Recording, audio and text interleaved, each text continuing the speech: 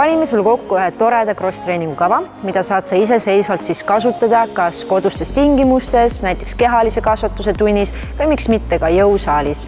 Antud treening koosneb siis mitmest osast. Me alustame kõigepealt soojendusega.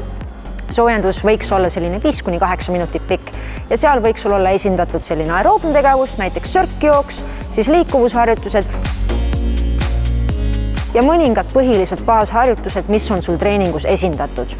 Kui see on tehtud, lähme me edasi sissejuhatava osaga ehk skill strength. Ja tänane sissejuhatav osa on 10 minutit pikk EMOM ehk every minute on the minute. Esimesel minutil teed sa 8–12 hand release press-upi. Sa võid teha seda harjutust põlvede peal või ka siis varvaste peal, kuidas sul endal mugavam on.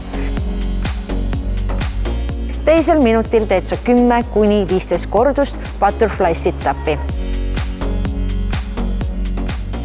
Ja niimoodi vaheldumisi me siis jätkamegi nende harjutustega kuniks siis 10 minutit on täis.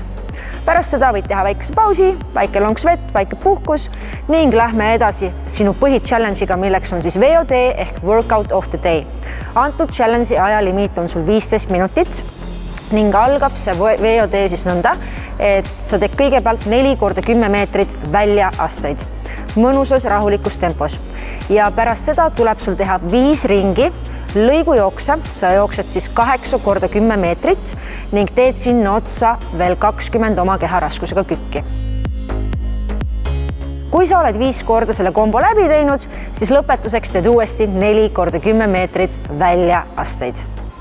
Kui VOD on tehtud, siis tegelikult me teeme veel ühe mõnusa pisikese challenge'i sinna trenni lõppu ja teeme sellise asja nagu death by burpees. Ehk siis esimesel minutil tuleb sul teha 1 burpee. Täpselt nii lihtne ongi. Aga teisel minutil teed 2 burpit, kolmandal minutil 3 ja siis jätkad sealt edasi, kuniks sa enam minuti jooksul ei jõua teha ära ette antud korduste arvu või kuni sa ise tunned, et sa enam lihtsalt ei jaksa.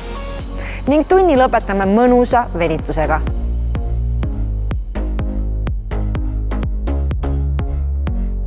Kui soovid head füüsilist väljakutset, siis võta see kava ette ja pane ennast proovile.